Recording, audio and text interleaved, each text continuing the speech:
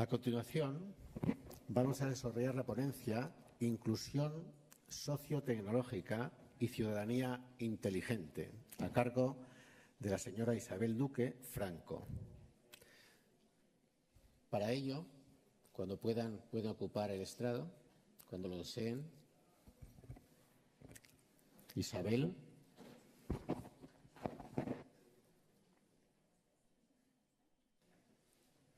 Bienvenidos.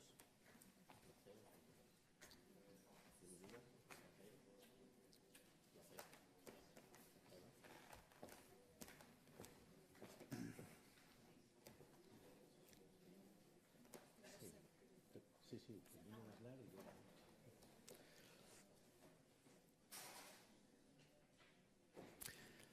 La señora Duque, Isabel Duque, contará para ello con la colaboración de dos side speakers, en este caso el señor Albert Cortina y la señora Mirela Fiori. Un aplauso, por favor.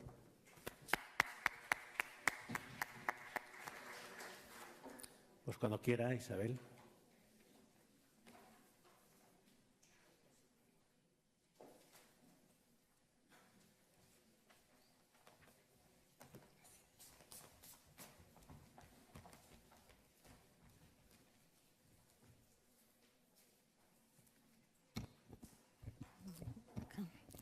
Buenas tardes.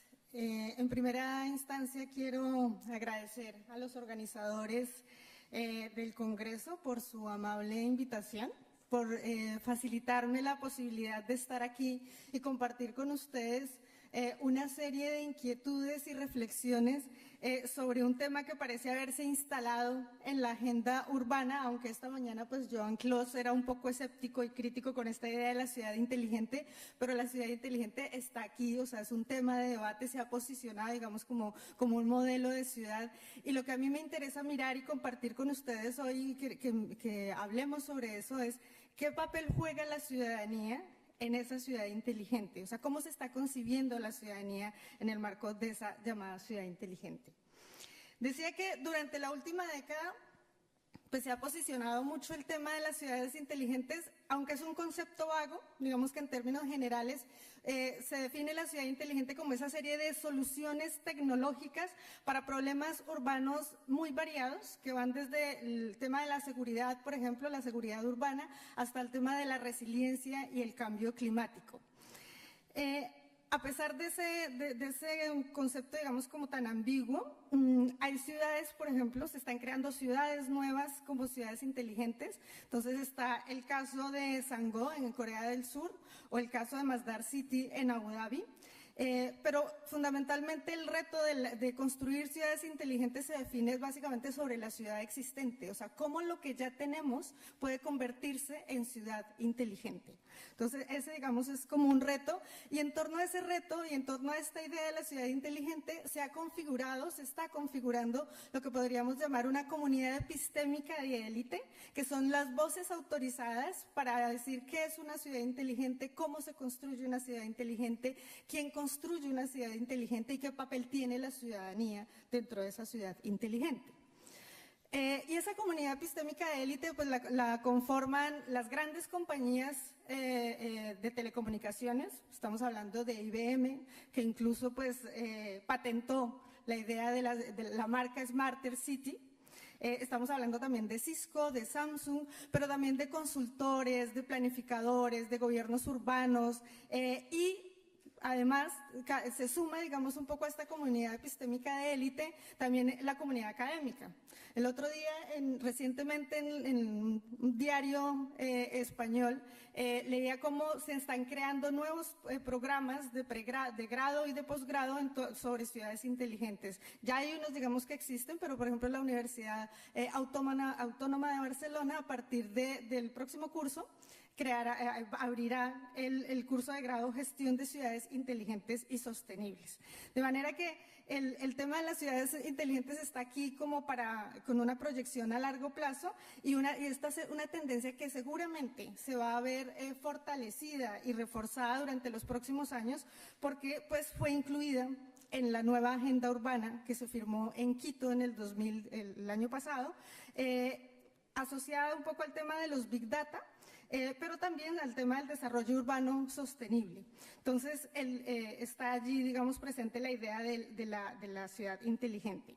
Al margen de esto y de la vaguedad conceptual sobre la ciudad inteligente, uno de los planteamientos que aparecen de manera recurrente en la idea de la ciudad inteligente es que está pensada para mejorar las condiciones de vida de la gente, para hacer más eficiente la ciudad y mejorar las condiciones de vida de los ciudadanos en su día a día. Pero la pregunta es, ¿cuál es el lugar que ocupan los ciudadanos en la construcción de esa ciudad inteligente? Entonces, en ese sentido, y animada un poco también por el planteamiento del Congreso, por uno de los planteamientos del Congreso, que es pensar las ciudades para la gente, esta idea tan potente de que la ciudad es la gente. Entonces, pues el propósito, lo que yo quiero pues plantear aquí esta tarde, es tratar de identificar cuál es el papel que se le está atribuyendo a la ciudadanía en las diferentes concepciones que se han ido construyendo sobre la ciudad inteligente.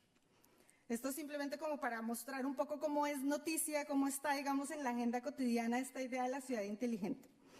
Entonces, en primer lugar, habría que pensar un poco en definir, tratar de darle forma a este concepto que es como tan amorfo, tan ambiguo, y habría que empezar, digamos, por plantear que uno de los principales problemas que tiene la Smart City es su dificultad para delimitarla, acotarla, definirla en términos conceptuales. Y parte, digamos, de esa dificultad responde a tres cuestiones fundamentalmente. En primer lugar, a la analogía y en algunos casos la superposición que hay entre la ciudad inteligente y otras ideas que giran en torno al desarrollo urbano contemporáneo, como es la ciudad creativa, la ciudad sostenible, la ciudad innovadora, la ciudad digital. Entonces, digamos que en medio de todo eso, ¿hasta dónde va una y dónde comienza la otra? O es aquello que todas se integran entre todas. En segundo lugar, la otra dificultad tiene que ver con que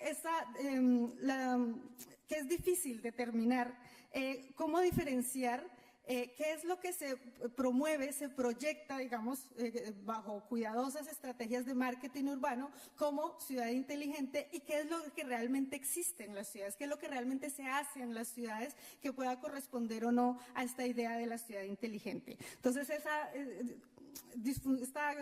dicotomía entre la imagen proyectada y la realidad que viven las ciudades. La tercera dificultad para definir la Smart City tiene que ver con que alrededor de esto pues hay como todo un optimismo por mejorar las ciudades, por hacerlas más eficientes, y entonces eso hace que de alguna manera también se sea muy poco crítico con respecto a estas tendencias y a estos conceptos. Si a esto le sumamos que la presión que existe porque las ciudades sean cada vez más competitivas, más atractivas, que traigan más turistas, inversores, capital, pues resulta que ninguna ciudad quiere parecer como que no es inteligente, no es atractiva, no es innovadora, no es sostenible. Entonces se convierte en un reclamo de las ciudades para poderse mover, digamos, en esta tendencia contemporánea de la competencia entre ciudades y el posicionamiento internacional. Entonces, ahí, digamos, esas primeras precisiones sobre la dificultad para definir la ciudad inteligente. Digamos que en la revisión que se ha hecho sobre el tema, uno identifica básicamente como 4 tipos de definiciones. Una que hace mucho énfasis en el tema tecnológico y entonces el punto de partida es ver como la tecnología como solución a los pequeños y grandes problemas que enfrentan las ciudades. Otras definiciones, sin dejar de lado lo tecnológico, tratan de poner un acento mayor en el capital humano. Hay otras más centradas en el tema de la gobernanza electrónica, la importancia de la interacción y la colaboración entre los diferentes actores urbanos. Y por último hay unas definiciones que lo integran un poco todo. Dentro de esas definiciones que integran estas 3 dimensiones, está esta que se definió en el marco de un proyecto europeo sobre ciudades inteligentes y que parece que es como la más comúnmente aceptada y la que se está utilizando, por ejemplo, para diseñar rankings de ciudades inteligentes y construir indicadores sobre si una ciudad es inteligente o no. Y entonces lo que plantea es que una ciudad inteligente es una ciudad multidimensional. O sea, la inteligencia tiene múltiples facetas, dimensiones dentro de las ciudades. Una es el tema económico, Entonces, estamos hablando aquí de innovación, de creatividad, de emprendimiento, competitividad, la importancia de la gente, la ciudadanía, pero asociada a esta idea del aprendizaje permanente, de la creatividad ciudadana, la diversidad social y también la participación, digamos, en la vida pública. Otra dimensión es el tema de la gobernanza. Entonces, aquí estamos hablando de participación ciudadana, transparencia, control ciudadano a la gestión pública, el tema de la movilidad, que siempre sale, digamos, es un tema central allí dentro de las ciudades inteligentes, y es esta búsqueda de soluciones de movilidad accesibles, con sistemas de transporte innovadores, seguros, sostenibles. El tema ambiental, muy ligado también a lo anterior, o sea, manejo de los recursos, protección de los recursos ambientales, digamos, en la ciudad. Y por último, la calidad de vida urbana, una calidad de vida urbana, pues medida en términos de disponibilidad y acceso a los bienes y servicios que debe ofrecer la ciudad. Entonces, digamos que esta es una definición dentro de todas las que existen sobre ciudades inteligentes, que recoge que es como la más aceptada y recoge como todas estas dimensiones. Sin embargo, se ha ido creciendo una perspectiva mucho más crítica en torno a la idea de ciudad inteligente. Hay quienes hablan de un tecnoescepticismo, o sea, lo tecnológico no resuelve todos los problemas de la ciudad. Y entonces se habla, por ejemplo, de la Smart City como un discurso centrado en el reduccionismo y en el, de alguna manera, facilismo tecnocrático, la introducción de que genera una introducción de nuevos imperativos morales para las ciudades, y es tener que convertirse, hacer cosas que la hagan inteligente, o al menos parecer inteligente de cara, digamos, a la galería internacional de las ciudades. Pues está bien concebida de una perspectiva crítica como un proceso de etiquetamiento, o sea, estrategias de marketing urbano allí, de posicionar, hacer el acento en la ciudad inteligente que permita, pues, atraer capital. Y relacionado con eso, pues algunas perspectivas asumen que simplemente es una nueva forma de competencia entre ciudades, una nueva deriva, digamos, para la competencia entre ciudades y el emprendimiento de las ciudades en el contexto neoliberal. Entonces, queramos o no, es un marco de referencia que está allí, por eso la importancia, digamos, de mirarlo, analizarlo, preguntarse cosas y mirar, digamos, los alcances que esto puede tener y cómo se está dando, digamos, en las ciudades. Pensando un poco en de dónde surge esta idea de la Smart City, todo parece indicar que es una especie de híbrido, un ensamble entre dos elementos. Por un lado, la idea del crecimiento inteligente, promovido por el movimiento del nuevo urbanismo que surgió allá en Estados Unidos por la década de los 80 y que surge justamente por la cantidad de problemas en la expansión urbana, el deterioro de los centros, y que dentro de su ideario define la importancia de cambiar sistemas de movilidad, de controlar, digamos, el crecimiento de las ciudades, tener mayor regulación y control sobre el tema de usos del suelo, etcétera.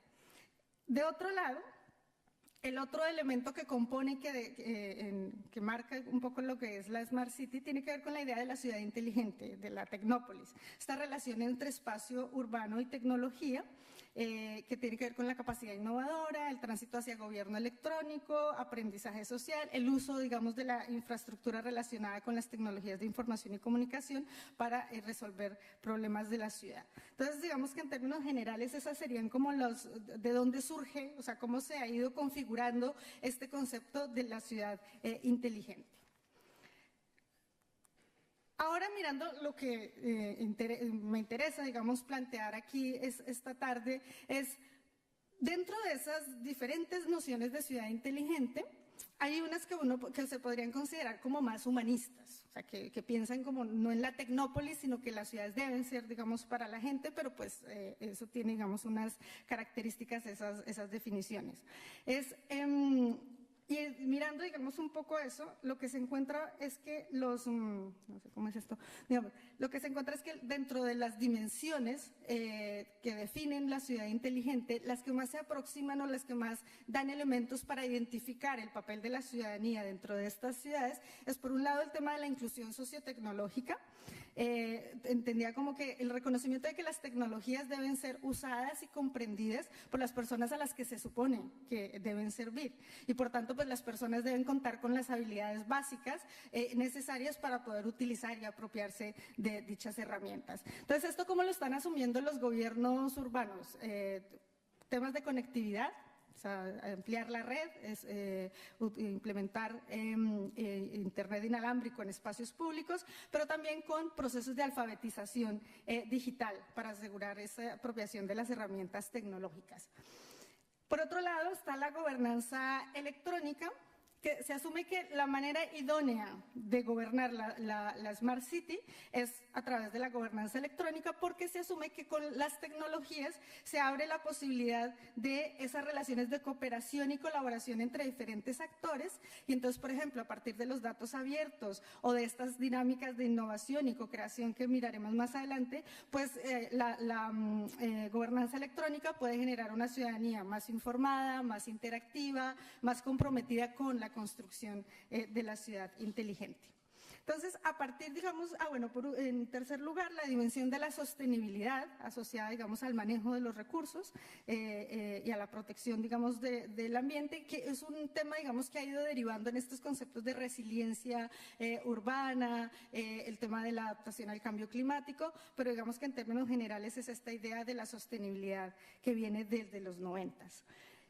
A partir de estos elementos que definen un poco la ciudad inteligente, entonces yo propongo, digamos, unas tipologías de ciudadanos dentro de esa ciudad inteligente. No es un ejercicio exhaustivo, es más, digamos, una propuesta que, como toda tipología, pues tiene todas sus limitaciones, pero la idea del ejercicio es tratar de identificar en qué lugar que ocupa, o sea, qué papel se le atribuye a la ciudadanía en la construcción de esta ciudad inteligente. Las tipologías que presento, esta idea del ciudadano digital, el usuario consumidor, el ciudadano informado o el ciudadano experto, el colaborador creativo, el ciudadano empoderado o el ciudadano cero carbono, pues son como tipologías, pues no son excluyentes entre sí, pueden ser complementarias, y algunas de las características que se plantean para cada tipo de ciudadano es posible que en la práctica no esté tan claramente diferenciado. Pero bueno, la invitación es a que hagamos este ejercicio y ver, digamos, cómo podemos discutir esta idea de la ciudadanía. La ciudad inteligente requiere ciudadanos digitales, es decir, que tengan acceso a las tecnologías de información y comunicación, pero que además sepan cómo usarlas, que tengan las competencias necesarias para usar esas tecnologías. Entonces, eso plantea un tema o un problema que se suma a los problemas que ya presentan las ciudades. Y es que a los problemas de exclusión, desigualdad y segregación que existen, en términos socioeconómicos y en términos espaciales, pues entonces se suma una nueva forma de exclusión, que es la exclusión digital. O sea, quienes tienen acceso a las tecnologías, quienes no las tienen, quienes tienen acceso y saben cómo usarlas, y quienes o no las tienen o tampoco saben cómo usarlas.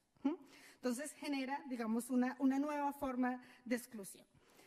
En ese sentido, entonces, lo que han tratado de hacer diferentes gobiernos urbanos es articular esta idea de la inclusión digital y la inclusión tecnológica a otras estrategias mucho más amplias de inclusión y de resolver, digamos, los problemas de inequidad y desigualdades que existen en las ciudades. Entonces, estamos hablando de ciudades como Bogotá, ciudades como Medellín o Río de Janeiro, que le han apostado, que han incluido, digamos, el tema de la inclusión digital en su agenda contra las desigualdades socioeconómicas que enfrentan las ciudades. En el caso de Bogotá, por ejemplo, se hicieron muchas campañas de alfabetización digital con perspectiva de género y también con sectores de bajos recursos, asumiendo que la inclusión digital permite resolver otras formas de inclusión preexistentes. En Medellín, es una experiencia interesante, La inclusión sociotecnológica hace parte, digamos, de ese proceso de transformación que se ha dado en la ciudad durante los últimos 15 años aproximadamente, y que es muy interesante porque dentro de esta idea del urbanismo social que se plantea allí, que es de saldar la deuda histórica que tiene el gobierno urbano con las zonas mucho más desfavorecidas de la ciudad, entonces se decide atender de manera especial las zonas periféricas de la ciudad, y para esa atención, esa intervención en estas zonas, se acude a algo muy interesante que fue un proceso que se implementó aquí en Barcelona en la década de los 80, Oriol Bohigas, cuando hace su proceso de reconstrucción de Barcelona y habla de la monumentalización de la periferia.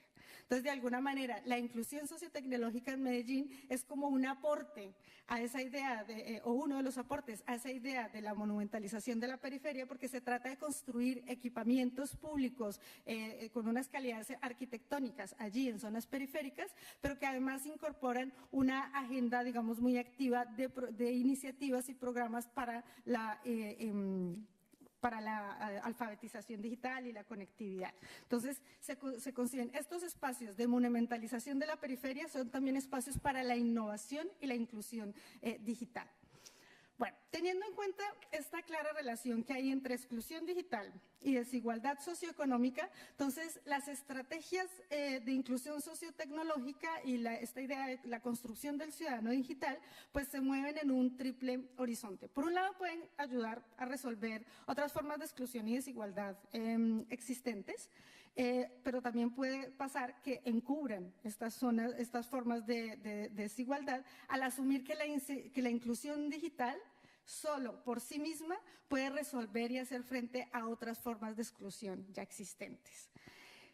Por otro lado, pues también puede ser que termines profundizando las formas de exclusión en la medida en que la falta de acceso a las tecnologías o al conocimiento sobre cómo funcionan, pues supondrá un mayor rezago para aquellos ciudadanos o aquellos grupos sociales que ya presentan y experimentan y sufren condiciones de exclusión y de segregación.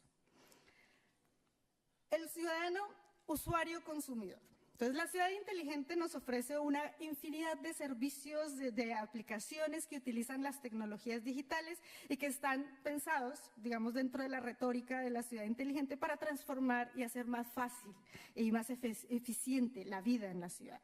Entonces, ante toda esta oferta que existe y que en algunos casos son promovidas por los propios gobiernos urbanos o por empresas privadas, pues el ciudadano lo que tiene que hacer es, en función de sus recursos, de sus aspiraciones y de sus intereses, escoger dentro de esa oferta cuál es la que más le conviene, ¿sí? Entonces, de alguna manera, su capacidad de decisión es la de un consumidor, ¿no? Entonces, es un usuario consumidor y las decisiones es si se transporta en taxi o utiliza la aplicación de Uber, con qué operador puede contratar su servicio de telefonía o su servicio de internet, puedo permitirme o no vivir en un distrito verde inteligente, o me puedo permitir por las distancias ir a mi trabajo en bicicleta o no. Entonces, son este tipo, digamos, de decisiones que debe tomar el usuario consumidor. Entonces, de alguna manera, son unas decisiones mediadas por el capital económico, o sea, para asumir los costos de los dispositivos y los servicios inteligentes, y también del capital cultural, o sea, el conocimiento que tiene y las habilidades que puede tener para usar ese tipo de dispositivos. Bueno, luego viene la idea del ciudadano informado. Entonces, en el marco de la gobernanza electrónica, pues Internet se ha convertido en el principal canal de comunicación entre el gobierno urbano y los ciudadanos. Entonces, cada vez los gobiernos crean más plataformas, diversifican sus portales para transmitir información a los ciudadanos sobre los trámites, sobre acceso a servicios, pero también es una forma de hacer rendición de cuentas. Entonces, una muestra es es que no sé cómo es el... ya. No. Es una campaña que se hizo en Medellín de rendición de cuentas de 100 indicadores, 100 testimonios, 100 premios y reconocimientos que obtuvo la ciudad, y fue una gran estrategia de medios y utilizando las tecnologías para hacer esa rendición de cuentas y de paso hacer un poco de marketing urbano y promover un poco el sentido de identidad y pertenencia en la ciudad. Aquí, digamos, las características de este ciudadano es que es básicamente un receptor de información. Entonces, es información que puede ser útil, pero tiene la particularidad de que es una información que circula desde es unidireccional. Es de la administración a la ciudadanía, pero no hay, digamos, esa retroalimentación. Entonces, básicamente está pensado como para transmitir una imagen de ciudad y de una gestión pública transparente. Pero la máxima expresión del ciudadano informado tiene que ver con la idea de la disponibilidad y el uso de datos abiertos, que es, digamos, como una de las grandes apuestas que definen un poco la idea de la ciudad inteligente, y es esta idea de que se libera información de los gobiernos urbanos para que también pueda acceder a ella la ciudadanía. Entonces, sin embargo, la idea de la liberación de datos abiertos no es una exigencia exclusivamente de los ciudadanos, sino que también es una exigencia de empresarios, de desarrolladores, de activistas, y entonces hay una cantidad de intereses que también juegan allí en torno al uso que se puede hacer, digamos, de esta información. Entonces, de manera que el aprovechamiento y el alcance que pueden tener los datos abiertos, pues supone un giro y un paso de un ciudadano que solamente se informa a un ciudadano experto, es decir, que sabe qué es esa información y sabe cómo trabajar con esa información y generar nueva información a partir de esos datos abiertos. Alrededor de esta ciudadanía, digamos que se ha configurado como todo un repertorio de acción ciudadana para el ejercicio, digamos, de la ciudadanía experta, que son los famosos, el Data Jam, los hackathons, las Data Fest, las editatones de datos. Entonces, son estos espacios que en algunos casos convoca, digamos, las propias administraciones y auspiciados en la mayoría de los casos por las grandes compañías tecnológicas que ven allí, digamos, como una oportunidad de generar nuevos productos tecnológicos a partir de esta participación de ciudadanos expertos. El tema aquí es que los datos por sí solos no atraen la atención de la mayor parte de los ciudadanos. Por lo tanto, requiere del ciudadano experto, que es el que traduce o genera nuevas cosas con esos datos, que por lo general son aplicaciones. Y esta idea de los datos abiertos pues también plantea una serie de riesgos. En primer lugar, un determinismo tecnológico, entonces asumiendo que la conectividad y que la cantidad de información disponible que está en línea y a la que puede acceder en teoría cualquier ciudadano, pues resulta beneficiosa en sí misma, es buena por sí misma, contribuye a la calidad de vida, genera ciudadanos informados y económicamente útil. Entonces hay digamos, determinismo tecnológico. Por otro lado, es que crea una barrera, y es que mostraba este giro, este paso de un ciudadano informado a un ciudadano experto. O sea, no todos pueden aprovechar o utilizar, digamos, esos datos abiertos. Y en tercer lugar, otro de los riesgos es la despolitización de la acción pública, entre comillas, la contundencia del dato. Entonces, la acción pública habla por sí misma por los datos que muestran lo que se está haciendo y por los datos que están allí disponibles. El tema es, ¿cuáles son los criterios que permiten decidir cuáles datos son abiertos y cuáles datos no son abiertos? Entonces, digamos que ahí plantea también esas dificultades. Otra tipología es la del colaborador creativo, o sea, aquí estamos hablando de un ciudadano más informado, interactivo, comprometido con la construcción de la ciudad inteligente, en donde el ejercicio de la ciudadanía se manifiesta básicamente a través de dos formas. Por un lado, generando datos. ¿Sí? Entonces, a partir de las aplicaciones que han hecho los ciudadanos expertos, entonces el colaborador creativo puede generar datos sobre zonas inseguras en la ciudad, sobre dónde hay problemas ambientales, dónde hay disposición de basuras, etcétera. Entonces, colabora generando información a través de estas aplicaciones. Hay una experiencia interesante en este sentido, y es en Río de Janeiro. La UNICEF, conjuntamente con una organización local que promueve temas de salud, pusieron a habitantes de las favelas a que ellos mismos, a través de cometas y de cámaras digitales, mapearan las favelas. Y a través de los GPS de sus teléfonos móviles, entonces registraran los puntos en donde había problemas de inseguridad, los equipamientos que había, la deficiencia de equipamientos, entonces como que generaran esa información sobre las favelas.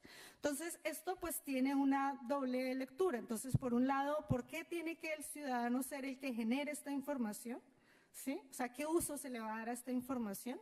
Pero por otro lado también puede ser visto como una forma de reivindicación, de visibilización y de denuncia por parte de la misma gente, habitantes de la favela, sobre la existencia, digamos, de estos barrios con infraestructura y todas las necesidades que pueden tener allí sus pobladores. La otra modalidad de la colaboración creativa son las formas abiertas de colaboración. Entonces son plataformas, son portales en donde se invita al ciudadano a votar, a comentar, a compartir propuestas sobre temáticas específicas en un tiempo determinado. Entonces son mecanismos que básicamente lo que hacen es interpelar al ciudadano, tomar el pulso, consultar al ciudadano sobre diferentes temas de ciudad y el tema aquí es que los resultados, o sea, salen resultados de lo que la gente opina y las valoraciones que hacen, pero esos resultados no necesariamente inciden o tienen un carácter vinculante en la toma de decisiones. O sea, pueden constituirse como una especie de legitimación de decisiones a partir, digamos, de la consulta hecha.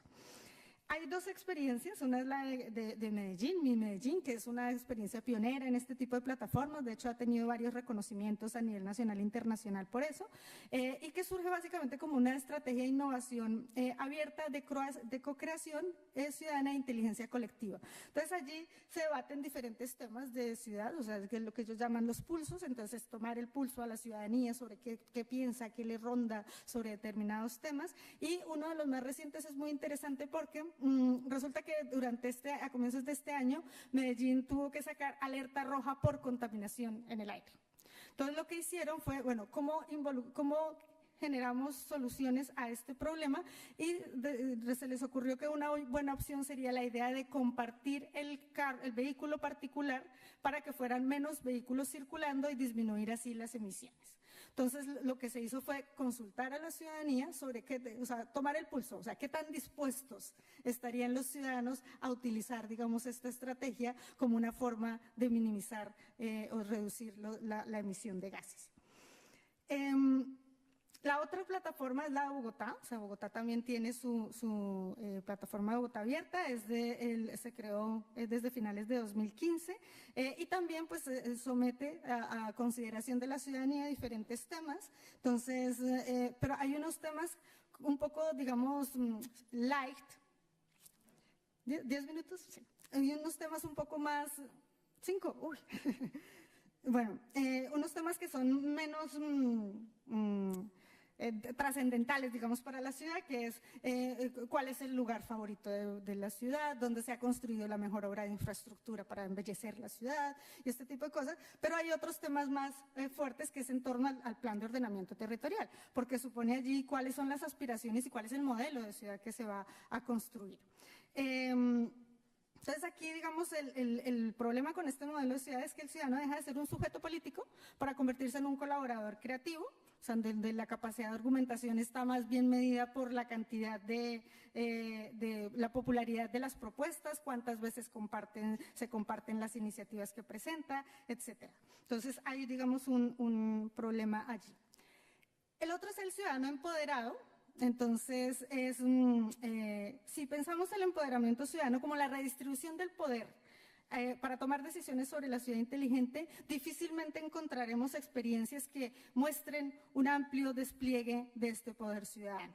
Pero en cambio, digamos, para efectos de la tipología, pensamos el ciudadano empoderado como aquel que no solamente usa y se apropia de las tecnologías, sino que además reconoce el poder transformador de esas tecnologías y su propia capacidad de agencia. En algunos casos, pues denuncian el carácter hegemónico y el papel que tienen allí las grandes compañías tecnológicas como Cisco, EBSCO, Samsung. Y entonces, digamos, básicamente lo que hace es defender la función social y política de las tecnologías y entender que no solamente sirven para hacer más eficientes las ciudades, sino que también tienen un gran potencial para crear nuevas formas de acción colectiva.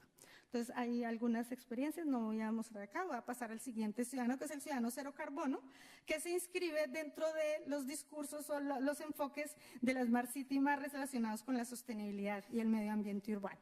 Entonces, el ciudadano cero carbono, pues es un ciudadano altamente sensibilizado sobre los efectos de su propia huella ecológica, preocupado por el recurso el uso de los recursos naturales y comprometido con la protección ambiental a partir de sus propias prácticas cotidianas. Entonces, estamos hablando de un ciudadano que reduce al máximo el consumo de energía, que no genera emisiones, que se mueve en el transporte público o preferiblemente en bicicleta, que está muy involucrado con el manejo adecuado de los residuos sólidos y que planta huertas urbanas y puede ser un consumidor asiduo de los productos con sello ecológico. Entonces, mientras los otros tipos de ciudadanía que les mostraba se construyen fundamentalmente en el espacio de los flujos, es decir, a través de las tecnologías, el ciudadano cero carbono es interesante porque se construye en otras escalas, que es la escala, por ejemplo, del propio cuerpo, a partir de los hábitos, y a partir del hogar,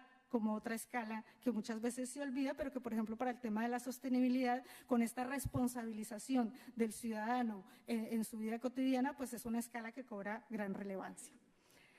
Entonces, ya para terminar, básicamente lo que quiero señalar es que, evidentemente, la idea de la ciudad inteligente plantea que existe o debe existir una ciudadanía inteligente. Y que esa ciudadanía inteligente, entonces no hay una negación, digamos, de la ciudadanía como tal, sino que es una ciudadanía inteligente que se redefinen los canales a través de los cuales interactúa entre sí e interactúa con los gobiernos urbanos. Y de alguna manera, tomando unos planteamientos de Faranak Miraftaf, una planificadora sudafricana, que podríamos identificar que estas formas de ciudadanía que les he mostrado a ustedes se mueven un poco entre lo que esta autora denomina los espacios de acción invitados, ¿sí? Es decir, aquellos promovidos institucionalmente, y los espacios de acción inventados, es decir, aquellas iniciativas surgidas desde la propia gente o que lo que hacen es que toman los canales promovidos por las instituciones y se los apropian. Entonces, estaríamos hablando de una doble ciudadanía, ¿no? Una ciudadanía de alta intensidad y una ciudadanía de baja intensidad.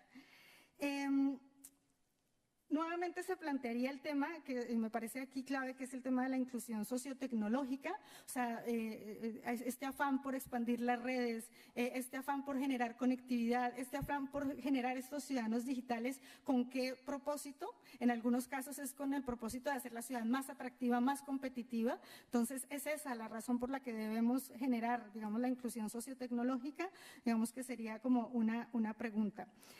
Lo otro es que la ciudad inteligente no solamente plantea la idea de una ciudadanía diferenciada, sino que una ciudadanía desigual, dada por la forma por el acceso a las tecnologías, el uso que hace de las tecnologías, pero también las posibilidades de aportar, digamos, en la construcción de la ciudad en función también, digamos, de ese conocimiento. El otro, y en algunos casos, y esta mañana lo planteaba el regidor del Ayuntamiento de Barcelona, que era cómo también en este contexto digital se generan unas ciudadanías desterritorializadas.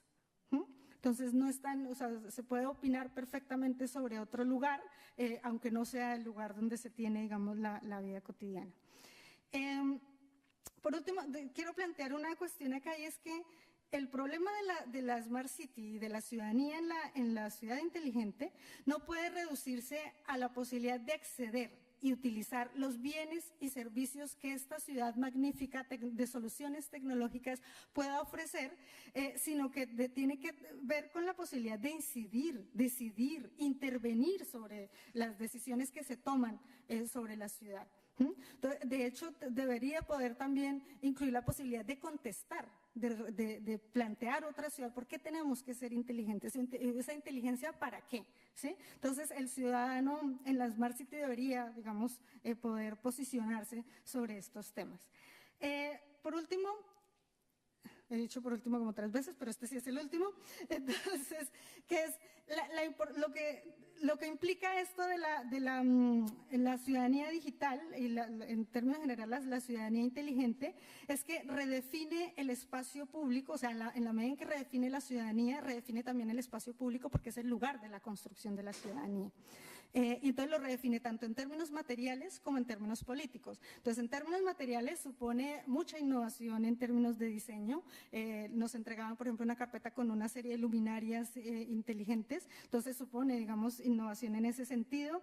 Crear y adaptar los espacios públicos para el tema de la conectividad, para el tema de la inclusión sociotecnológica, pero también hay que tener cuidado con lo que esto supone en términos de relativización del espacio público, como de perder el norte y pensar que el espacio público debe ser todas estas soluciones y no como el espacio público pensado como el reconocimiento del otro, el encuentro y la posibilidad de generar diferencias y evidenciarlas en el espacio público.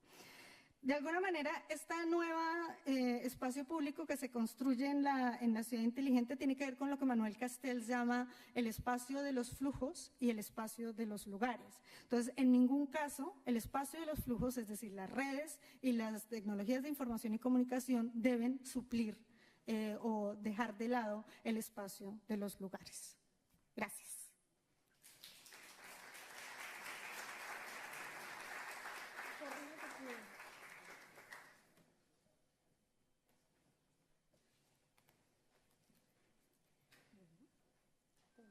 Directamente, sí. Gracias, Isabel. Buenas tardes a todos. Bueno, yo tengo que reconocer que hace más o menos 4 años, junio del 2013, tuve una inflexión respecto a mi concepción o mi manera de pensar respecto a las Smart Cities, ciudad inteligente y la ciudadanía inteligente. Asistí a un seminario internacional en Poblet. Pensaba que me invitaban para hablar de estas cosas y de la posible contradicción entre el nuevo paradigma de la ecología integral, del desarrollo sostenible, de las ciudades en transición, del paisaje como valor, confrontado o no, me pidieron, con la idea de Smart City, territorios inteligentes, las tecnologías aplicadas a la ciudad, al hábitat y, por lo tanto, al espacio, y me llevé una sorpresa que fue motivo, como les digo, de esa inflexión, porque ahí filósofos de la ciencia, neurocientíficos, genetistas, de lo que estaban hablando era del ser humano y de los cambios disruptivos que se iban a producir en la propia persona y en la concepción del ser humano. Claro, entendí que nuestros colectivos habituales, arquitectos, urbanistas, paisajistas, ambientólogos, ecólogos, ¿no? Discutimos sobre paisaje urbano, ciudad, hábitat, infraestructuras, etc. Ponemos el eslogan de la ciudad de las personas, pero no estábamos entendiendo bien qué se estaba planteando sobre el futuro de las personas, sobre el futuro de la humanidad, ¿no? En cambio, estas otras disciplinas científicas estaban trabajando precisamente a través de la convergencia de tecnologías como la nanotecnología, la robótica, la inteligencia artificial, las tecnologías cognitivas en el ser humano, en la persona. Y me pregunté, bueno, por lo tanto tenemos que pensar, como has hecho muy bien, Isabel, en el ciudadano, ¿no? Y yo quería me dan 10 minutos en esta breve intervención, siguiendo tu ponencia que conocíamos a través del resumen que nos enviaste, ¿no? Reflexionar sobre lo que hay detrás de la idea de ciudadano o de ejercicio de la ciudadanía en esta visión de la Smart City, ¿no? Y a eso me he dedicado un poco estos últimos 4 años, ¿no? A reflexionar sobre quién está construyendo ese futuro de la persona, del ser humano y, por lo tanto, del ciudadano y la ciudadanía en las ciudades, ¿no? Y he entendido que realmente la globalización, más allá de ser económica, es tecnológica. Esto ya lo he entendido, es decir, la globalización que se nos está proponiendo como agenda o es tecnológica o nos dicen no será. Que estamos en tiempos de lo que algunos han denominado hipermodernidad, es decir, que ya los valores de la modernidad clásicos que habían alumbrado el urbanismo, todo lo que habíamos entendido aplicable a las ciudades y al urbanismo y a la organización del territorio, se diluyó en el postmodernismo y que ahora algunos nos anuncian que estamos ya muy acelerados, ¿no? Estamos ya en la sociedad no líquida sino gaseosa y por lo tanto nos tenemos que situar en esta idea de hipermodernidad con un individualismo del ser humano exacerbado, producido precisamente por un modelo económico y financiero que está detrás de todas estas ideas, y hay que ponerlo, yo creo, en este foro de debate, ¿no? Está impulsado a través de esta globalización también económica, ¿no? De un capitalismo neoliberal financiero que es el que parece que pretende ser el hegemónico a nivel global, y por lo tanto este es el contexto de modelo socioeconómico, con unos tintes de evolución del tema medioambiental hacia lo que algunos denominan el ecomodernismo, es decir, la idea, no tanto la del nuevo paradigma de la ecología integral, que dice nuestros hábitos, nuestro estilo de vida más sostenible, más humano, va a cambiar el paradigma, sino que se está filtrando otra idea más tecnológica, en el sentido de que la tecnología lo va a resolver todo. Por lo tanto, nuestros problemas ambientales, el cambio climático, etcétera, todo lo tenemos que poner, todas nuestras cartas las tenemos que poner a favor de las soluciones tecnológicas y no tanto, dicen ellos, en el cambio de paradigma, precisamente en el cambio de modelo y en el cambio de concepción del ser humano en relación con la naturaleza, ¿no? Y finalmente, una sorpresa que fue para mí ese encuentro con la comunidad científica y sobre todo la comunidad de filósofos de la ciencia, que es que estaba alumbrándose una nueva corriente de pensamiento que no era nueva, porque en los ámbitos anglosajones de las universidades más prestigiosas de Oxford, de Silicon Valley, etcétera, ya se estaba trabajando, pero que para nosotros era un concepto y un término nuevo, ¿no? El transhumanismo, ¿no?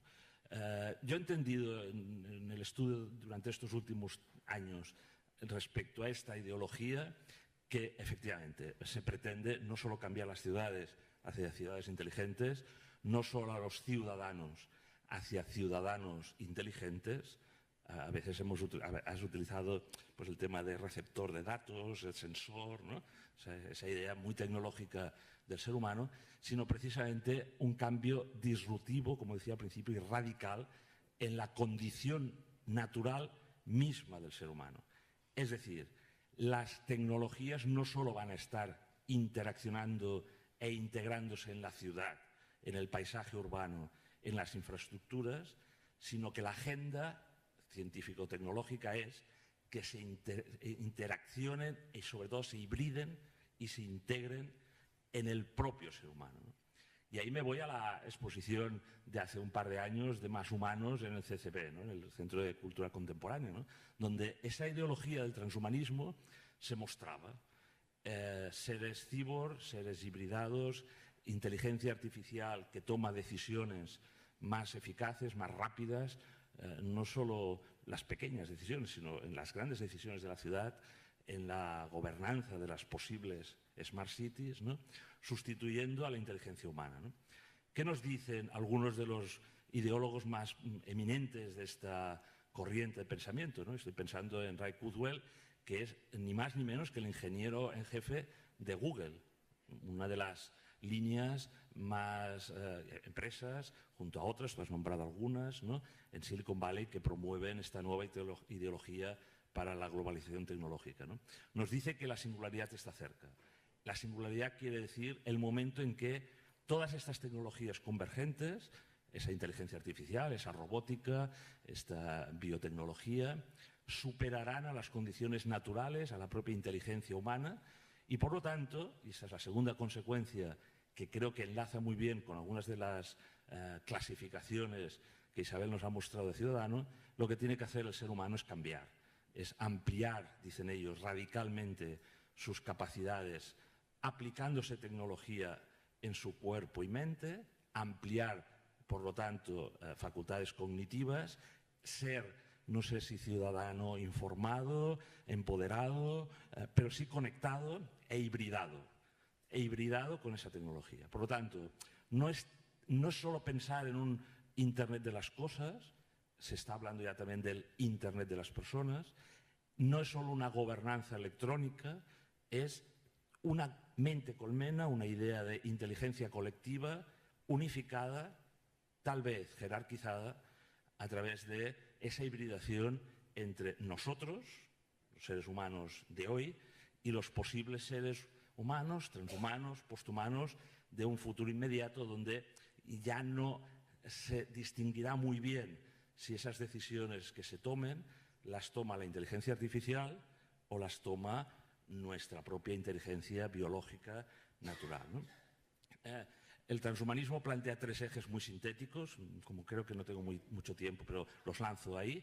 Uno es la superinteligencia, que es esa visión de que la inteligencia artificial lo va a gobernar todo, porque como tenemos el magnífico paradigma de los datos, de la eficiencia y de la racionalidad, ¿no?, de nuestras decisiones, ¿quién mejor va a tomar decisiones, incluso en la gestión urbana, que esa inteligencia artificial? Y algunos se plantean que casi mejor que nos apartemos los humanos de esas decisiones y demos paso a la toma de decisiones, incluso morales, ¿no? El Parlamento Europeo ya empieza a trabajar en ello.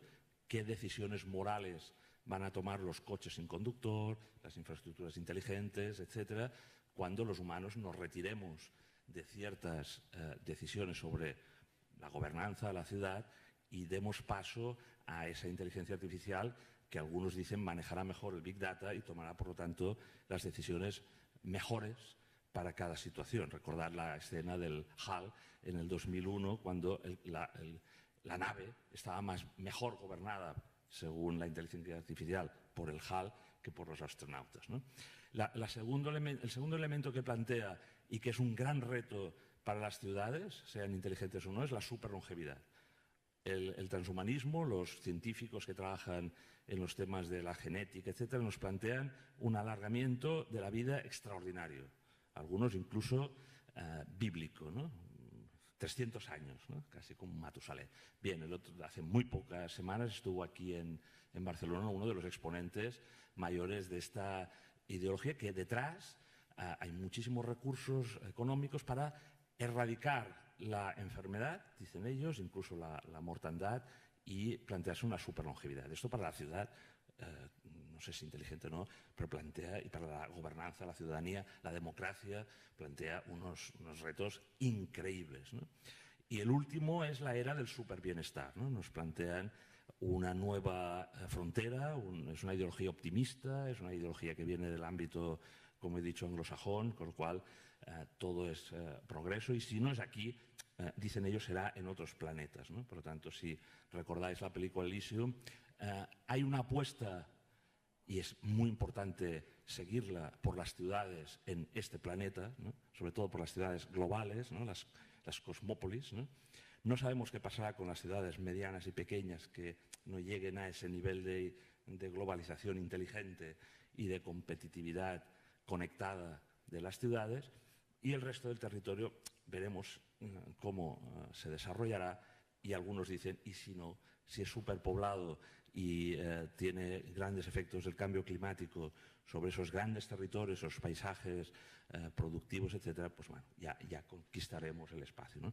Yo no soy transhumanista, pero sí que os he querido plantear visión no de ciencia ficción, sino planteamientos que yo creo que en el debate que vamos a tener sobre los ciudadanos, el ejercicio de esa ciudadanía en desigualdad o no, en democracia o no, vale la pena plantearse, ¿no? Porque todo esto va a tener mucho que ver con el espacio colectivo, el espacio público, la democracia, vamos, lo que ha hecho rica la civilización a partir de las ciudades, ¿no? Muchas gracias.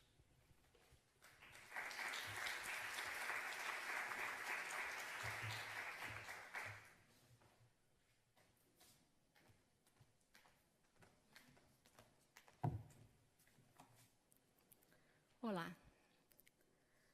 En primer lugar, muchas gracias a la organización. En primer lugar, muchas gracias a la organización y a la excelente aportación de mis compañeros Isabel y Albert. Voy a leer para no extenderme demasiado, porque si no podría tardar lo que queda del día. Y voy a empezar con una pregunta. Expandir la red, sí, pero ¿para qué? La expansión de las nuevas tecnologías de la información y comunicación es exponencial, aunque todavía muy desigual en el mundo.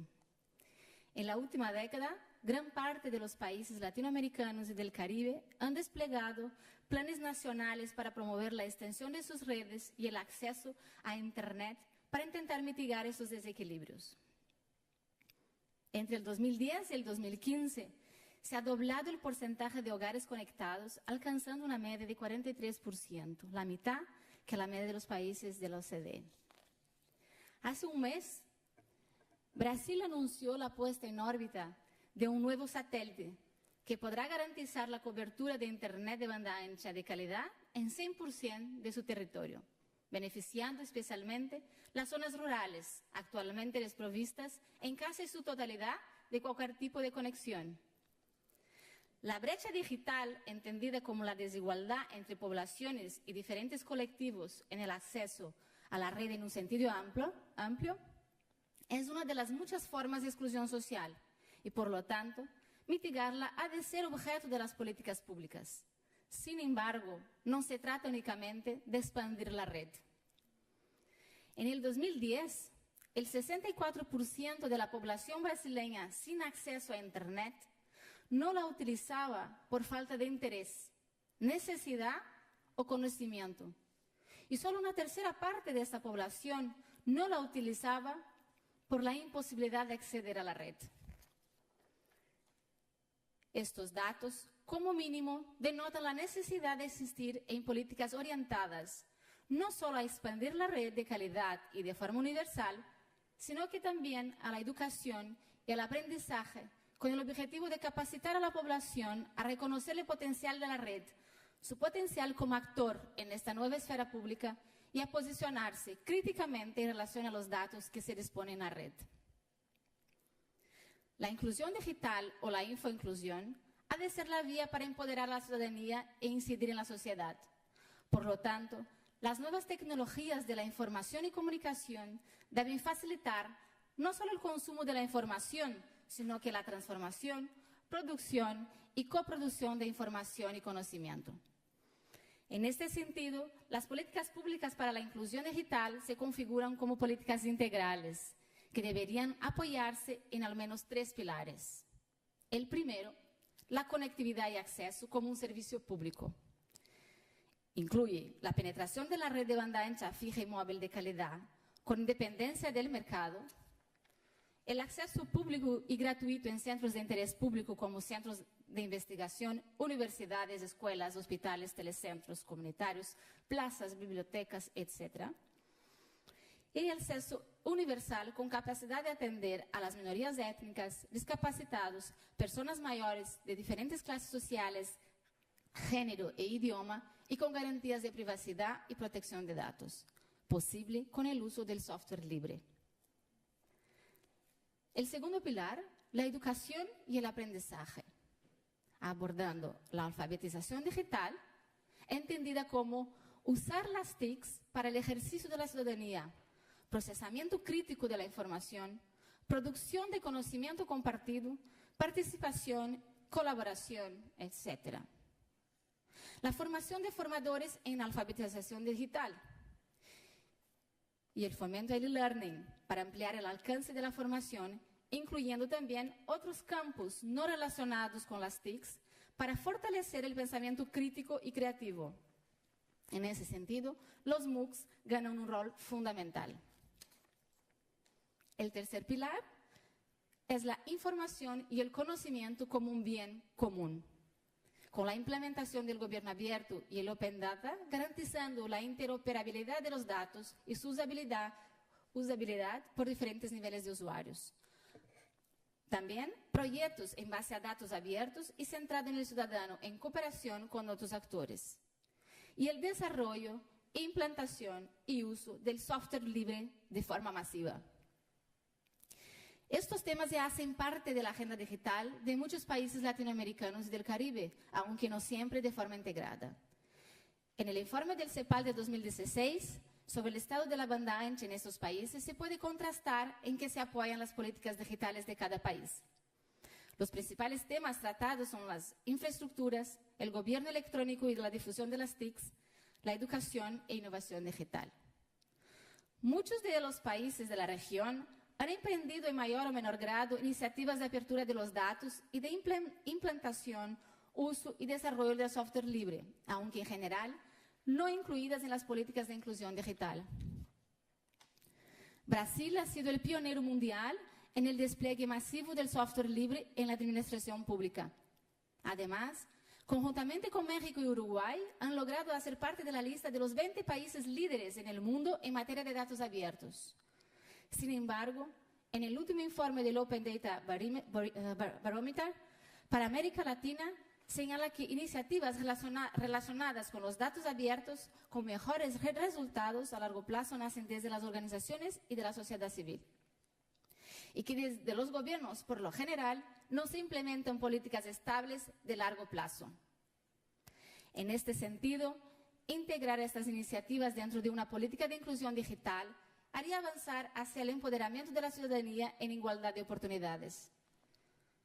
El objetivo final es promover una ciudadanía inteligente que utiliza las tecnologías de la información y comunicación para impulsar una transformación social, política, económica y cultural. Capacidad de transformación que se percibe a través del uso que se da a la red. No se trata de pasar de la desconexión a la hiperconexión, sino más bien de avanzar hacia un uso inteligente de la red y de la información. Eric Puig, cofundador del Instituto Internet, remarca en una reciente entrevista que con la hiperconexión la información está dejando de ser el elemento central y la centralidad la adquiere la construcción del usuario en la red. Por lo tanto, y volviendo al principio, hay que expandir la red, sí, pero como parte de una política integral de inclusión digital, con el fin de promover el uso de las TICs para el ejercicio de una ciudadanía inteligente, sin caer en la construcción de perfiles sociales con poca o nula capacidad de transformación. Y terminaría con otra pregunta. ¿Qué rol desempeña la ciudad, escenario por excelencia de grandes contradicciones y brechas, para promover desde lo local esta inclusión social que da lugar a la movilización, a la participación y a la acción colectiva? Gracias.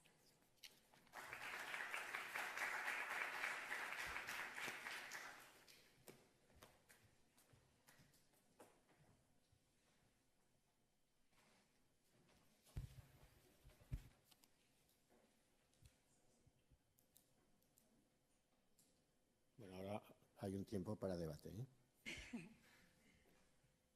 Sí, yo quería un poco, creo que las tres presentaciones han dado como una perspectiva de diferentes niveles en que está un poco la discusión, ¿no? Entonces, Albert señalaba, no, yo no estaba hablando de ciencia ficción, o sea, estas discusiones se están dando y a un nivel altísimo ya no sobre el tema de la ciudadanía, sino el tema de las personas. Entonces, se habla de si el celular, el teléfono móvil, de alguna manera está configurando ya, es como un ciber, que somos que el celular es una prótesis, y entonces estamos hablando de unos ciudadanos ciber, estos ciudadanos híbridos, estas personas híbridas de las que tú hablas, entonces que pareciera ser ciencia ficción, pero que de alguna manera son discusiones que se están dando.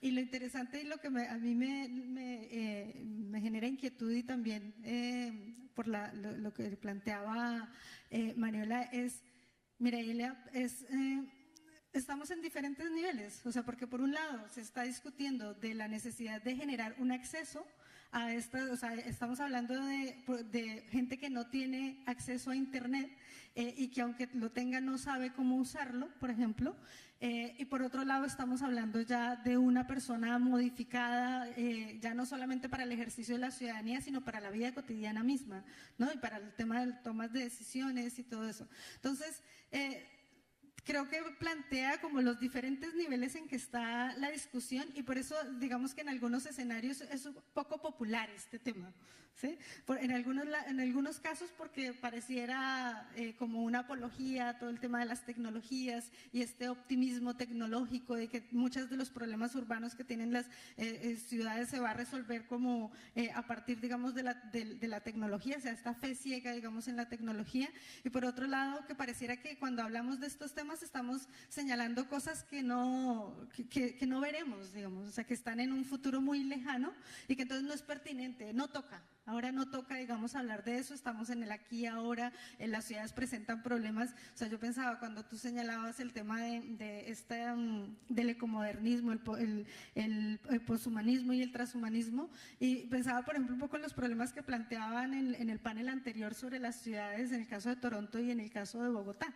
Entonces, ¿qué tipo de ciudadanos son los que van, o qué personas van a vivir en esas ciudades cuando todavía estamos resolviendo estos problemas del tema del espacio público, del tema de la vivienda, el tema ambiental? Entonces, ¿habrá lugar para esta persona tecnológica? O sea, ¿quedará algo para esta persona tecnológica o es esta persona tecnológica la que finalmente podrá resolver como los problemas del día a día?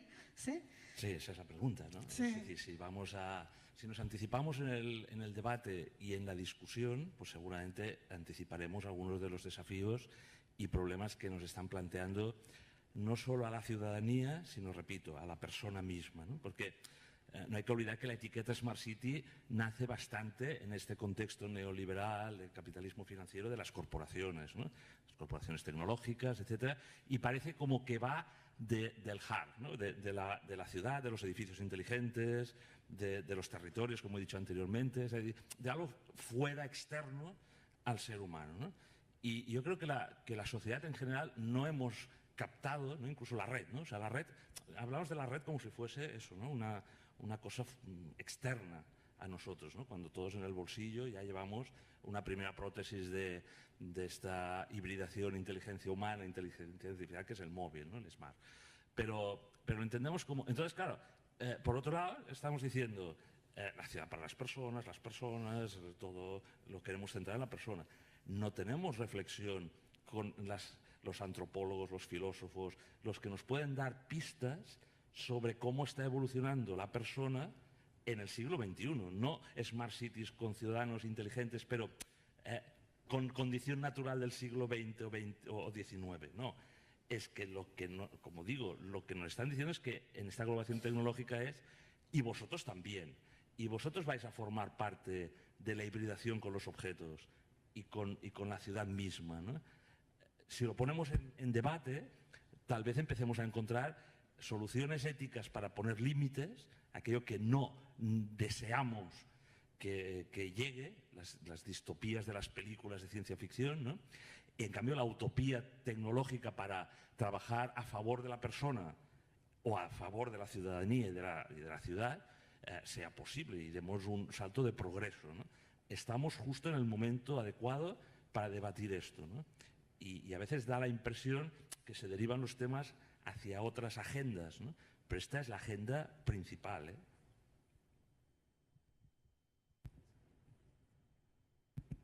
Sin duda, aquí es como una contradicción, porque al mismo tiempo que se está generando, se puede generar grandes espacios para la democracia y para el ejercicio de la ciudadanía, como dice, se está gestando todo un arsenal que no nos permitirá participar, ¿no? Entonces, aquí más que nunca, la educación tiene un rol fundamental, el aprendizaje, o sea, no quedarnos con que sabiendo manejar las tecnologías es suficiente. Tenemos que desarrollar un sentido crítico, la capacidad de pensamiento crítico para poder reivindicar este espacio que ahora está en la red, pero también existe físicamente. O sea, al final es reivindicar el derecho a la ciudad. Y para reivindicarlo, la revolución se hace desde abajo, no se hace, ¿no? Y para eso necesitamos tener conciencia de lo que, de esto, ¿no? De la pérdida del espacio, de la pérdida de la democracia y del futuro que puede estar por venir. Sí, yo quiero señalar una cosa que a mí me parece muy interesante y es el que lo plantea Albert, lo plantea también Mariela, es ¿realmente esta es la agenda urbana? O sea, ¿o esta agenda de quién es? O sea, la Smart City hace parte de la agenda urbana, y de qué agenda urbana, de qué actores es esta agenda urbana. Porque de alguna manera un poco lo que uno encuentra es que todas las ciudades están muy preocupadas un poco por alimentar esta necesidad de competir y de posicionarse, entonces de venderse un poco como ciudades inteligentes, ¿sí? Cuando en realidad, digamos, detrás de eso están estas consultoras allí ofreciéndole a las ciudades, abriendo concursos y como lo hace, por ejemplo, IBM con sus famosos desafíos Smarter, que es para que las ciudades compitan entre sí para verse beneficiadas por la asesoría que les puede brindar IBM para que sus ciudades se conviertan en ciudades inteligentes.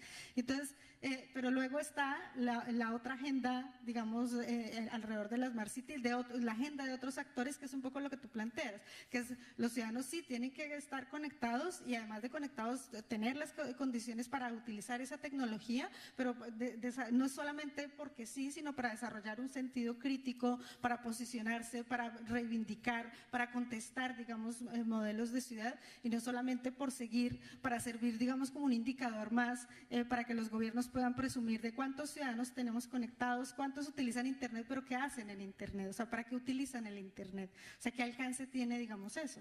Entonces, la ciudad inteligente debe hacer parte de la agenda urbana. ¿Qué tipo de ciudad inteligente? ¿De qué actores? O sea, ¿la agenda urbana de quién? Si saltamos un poco más arriba y hablamos de la agenda geopolítica, casi antes que la urbana, ¿no? Da la impresión que esta ideología del mejoramiento humano a través de la implementación de tecnologías es para algunos. Es decir, no parece creíble que todas las biotecnologías y todas las tecnologías convergentes, ese posthumano futuro, ¿no?, vayamos a ser todos, ¿no? Primero porque habrá unos que no querrán de alguna manera ese mejoramiento de su naturaleza tecnológica. Otros porque seguramente, depende de la geopolítica, no accederán a ello, ¿no? Y otros pues porque a lo mejor son experimentos casi de control, ¿no? Tal vez, y eso es lo que es una de las críticas más fuertes a esa idea del transhumanismo como mejoramiento de la especie humana hibridándose con las tecnologías, es que va a ser muy desigual, va a aumentar muchísimo más las desigualdades entre los seres humanos que en la actualidad, que ya son muy desiguales, ¿no? Si eso lo aplicamos a las ciudades globales, cosmopolitas, ¿no?, en relación a los territorios y a las otras ciudades, tal vez se produzca lo mismo. Esa mejora o el mejoramiento que tú planteabas también como uno de los objetivos de la Smart City, el mejoramiento de las condiciones de vida de los ciudadanos, ¿no? Era como el leitmotiv de la ciudadanía, de la Smart City, decía, podemos plantear, ¿y eso va a ser para todo el planeta? ¿Van a ser unas cuantas ciudades globales que son las que trabajan bien en red, o incluso distritos tecnológicos dentro de ciertas ciudades globales, los que van a estar de forma smart, conectados globalmente en una geopolítica donde determinados distritos financieros, tecnológicos estén conectados en los distintos continentes, ¿no?, sin prácticamente fronteras, y el resto de ciudades quiera, igual que el resto de humanidad, quiera acceder, pero no pueda, y después una amplísima capa de ciudadanos descartados y de territorios y ciudades fallidas también, ¿no? Ese es el peligro, una mayor segregación tanto a nivel territorial y ciudad como a nivel de desigualdad ciudadana. Entonces, contra eso, yo creo que la agenda urbana tiene que volverse a plantear el evitar esas nuevas desigualdades y segregación. Esa es la agenda mundial y local, creo, más importante, porque si no, somos laboratorios de ciudad inteligente para empresas que hacen negocio lícito en un contexto socioeconómico, pero que no va de ciudadanía. Entonces seremos muy poco inteligentes, ¿no?, como ciudadanos. Bueno, estamos un poco fuera de tiempo, Isabel, entonces... No, si yo lo que te solicito es cerrar ya porque andamos un poco fuera de tiempo. Nos hubiera gustado pronto pues si hubiera preguntas del público, como pueden ser, son niveles, digamos, de discusión en torno al tema de la ciudad inteligente. Y lo último es los riesgos que plantean, ¿no? Como señala Albert, una segregación no es, en diferentes escalas, ¿no? A escala urbana, a escala nacional y a escala global. Entonces, es, digamos, un tema bastante complejo, pero pues que está presente en la agenda urbana, quedó firmado, digamos, en la Declaración de Quito, entonces al que hay que seguirle dando como vueltas. Entonces, pues muchísimas gracias por los comentarios y pues cedemos entonces para continuar con el yo evento. Lo que tenía es una aportación, pero como fuera de tiempo, solamente hago la reflexión que me parece el corazón de este interesante debate, ¿no? Podemos vivir más, podemos vivir con más salud, pero vamos a vivir más comunicados con toda este nuevo modelo, este nuevo esquema, este nuevo proyecto, este nuevo paradigma. Es lo que quisiera dejar en el foro, ¿no? Pues muchas gracias a los tres y, por favor, un aplauso.